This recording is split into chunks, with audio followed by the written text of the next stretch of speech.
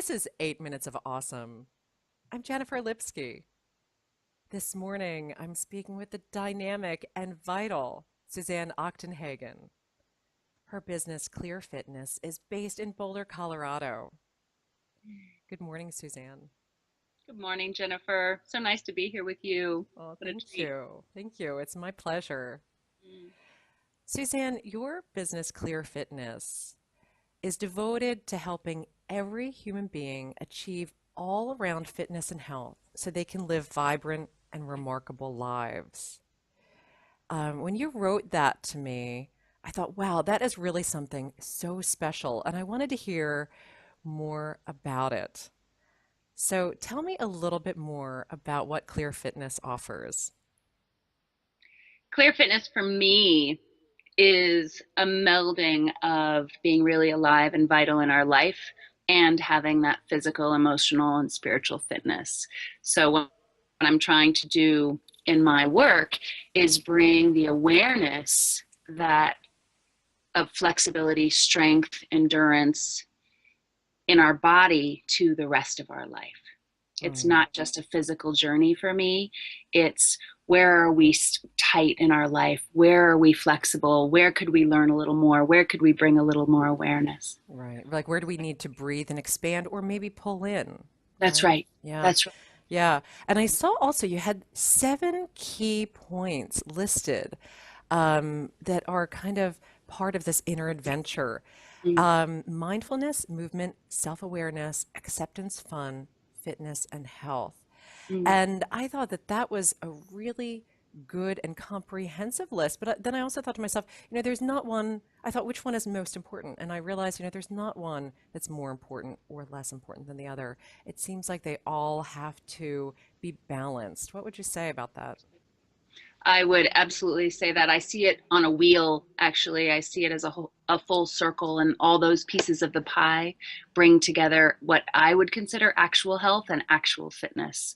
I feel like our industry for so long has defined fitness as the physical, but when I was in the industry in a really direct way, I felt like just focusing on that physical was missing the deeper work that people really needed to really address what was going on. And for some, that was mental, but for many, many, many people, there's so much physical suffering. And when we just focus on, I need to lose weight, and we don't get at the reasons we're eating, then we do this expand, contract, which is why diets don't work. But when we actually come back to that full circle and all of those points that I'm speaking to, and look at, I'm eating because I'm afraid of A, B, C, or D, or I'm running from this feeling, I can't sit still, or, a million other reasons that are not just pure eating for physical hunger, then that's where our body expands. But if we eat for physical hunger and we sit in our feelings or we feel what's going on for the rest of the gamut of things that go on in every human's life, myself completely included, um, then our bodies take care of themselves. Mm. Yeah, It's our, you're right. And really important point that you brought up there, and that is, our feelings are um, we really need to listen to them. They guide us, like fear is not something to run away from. Fear is something to look at and say, what are you trying to tell me? right. And same thing with joy, wow, okay, let me explore this a little bit more. Why am I feeling this way? So, so important to stay in touch with all of that to help us grow and step in the way that we need to. And I'm curious, how did you start doing this type of work? Why do you do what you do? Mm. Well, that's a good one. I come from a very physical focused background. I grew up an athlete. I was a swimmer. Lived in the water as a child, and then found triathlon and Ironman triathlon in my late teens and early 20s.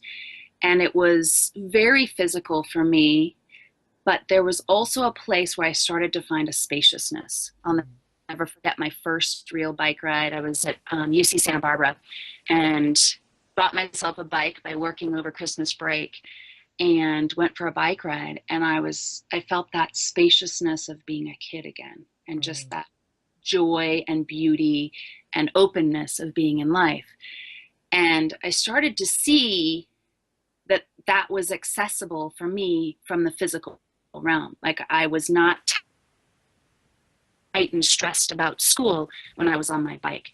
Um, and then I had two babies, one in 2000, my first babe in 2001. And that's what really slowed me down, because my theory up until that point was always, when in doubt, go harder, when in doubt, go faster, in every realm of my life. And once I had this little gem in my arms who was not interested in going fast or doing much of anything besides being stared at there for a period of time, I started to go, wait a minute, what am I rushing for? What's the hurry? And where am I actually? I also got the gift of 11 rounds of mastitis in my first year of motherhood. And that either would have put me through a million rounds of antibiotics or made me open to a different way of doing life. So that slowed me down. And Wow. Yeah. that, there's a lot more to that story, but the journey is this push, push, push to a major stopping point in my life and slowing down point. And now I'm trying to bring that to the world, that we can go hard and we can have passion and we can do amazing things, but we also have to be fully awake and alive and listen to our body through that. Otherwise we break it. And I did all the injuries. I've played all the food games, and I had the right body as far as our cultural standards, but inside I was hurting. Mm. And I know beyond a shadow of a doubt nobody has to hurt inside any longer. Mm. Yeah, yeah, you're absolutely right. And with all of that too, it sounds like you also, you experienced that full on and then also that full stop. Yeah. And to have experienced all of those things, that whole gamut, really gives you that perspective where you can, really empathize and feel what other people are going through in those same struggles. So I'm curious who's inspired you on this path. Ah. Many, many, many people, literally many, many, many people. The first two that come to my mind are my two girls. My worst fear as a pregnant person was having girls, because I figured I had played so many games with my body. I started dieting when I was 8. Mm, I, I considered myself anorexic, exercise bulimic. I overate. I starved myself. I played all the games with food. I did no fat. I did deprivation. I did overeating, all of it. And right. then I had a girl, and then I had another girl. And the combination of those two stopped me, hard stop, such that I couldn't pass on this legacy of hating my body any longer. And I knew there had to be something in me knew there was a different way Mm, besides self hate and self torture. And I want to change everything about me. But it was my girls that inspired me to really stop the game, because I was not willing to give them that inheritance. wow. And they continue to this day to give me that and help me see the subtleties. My relationship with my body is so healthy and so clean compared to anything I could have imagined 10 to 15 years ago. And yet there's subtleties of, if my mind gets off, then I take it out on my body. Right. And it's much more subtle than it used to be, but it's my drug of choice, if um, if that makes sense. Does that make sense? It's like, if that's my default if I'm not really aware. Yeah, absolutely. It's kind of Yeah. your go-to. That's what, Yeah. when you start to get a little, maybe lose a little focus on, we all have our days of joys and challenges. Yeah. And so I totally understand. So that's kind of a default for you. Yeah, we all have them for sure. When do you feel you're most vulnerable? So when you have those days that are filled with joy and then those days that have maybe a little more challenge in them, how do you get back in focus and how do you handle those moments of vulnerability? Yeah. One thing I want to speak to, which is ultimately going to loop back to answering that question, is 10 years ago when I was pregnant with my second daughter, I was still playing with food. Food and body were still on my mind more than I wanted to. They were taking more of my life force. And my husband and I had the opportunity to meet this man, Dick and Bettinger, who was the first person in my life who told me I was not my eating disorder, and that was purely thought, and that I could choose to drop that thought that day. And that day when he told me that, I did not sleep I was 6 months pregnant, didn't sleep the entire night. And I knew then it's what I would teach for the rest of my life and what I would share. Because I had had moments where I totally nourished myself with food and exercise. And I had had moments where I totally tortured myself with food and exercise, but it wasn't consistently one or the other. So it was like winning the lottery when he told me this, and I believed it down to the depths of my being. So when I'm most vulnerable now is when I start believing my thinking again.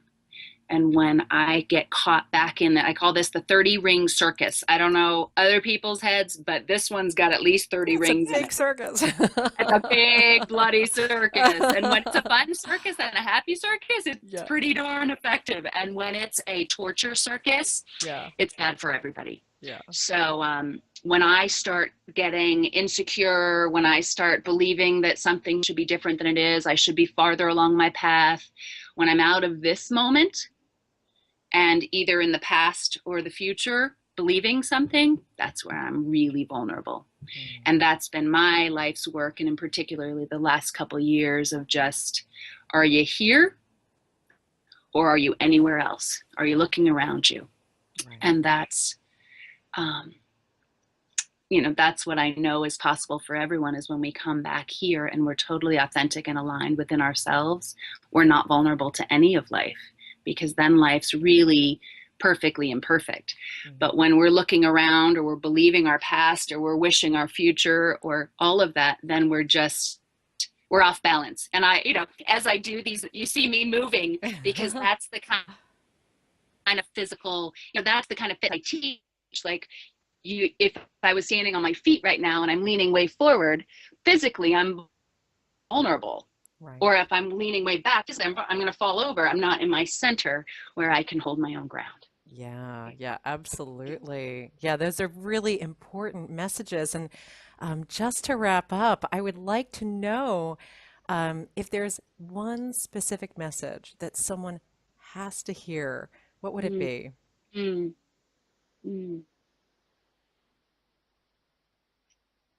The one line I want to say right now is that you are whole. 100%. You are perfect exactly the way you are. There might be some things that you want to shift and change, but you've got exactly what you need to do that. Beautiful, Susanne. Thank you so much. And for those who want to learn more about Susanne and reach out to her, you can find her through her website, which is clear-fitness.com, clear-fitness.com. She's also available on Facebook, LinkedIn, and on Twitter as Susanne Bits, B-I-T-S. And Susanne Achtenhagen, thank you so much for spending this time with me today. Thank you so much, Jennifer. It was an absolute pleasure, and I'm so grateful to be a part of it.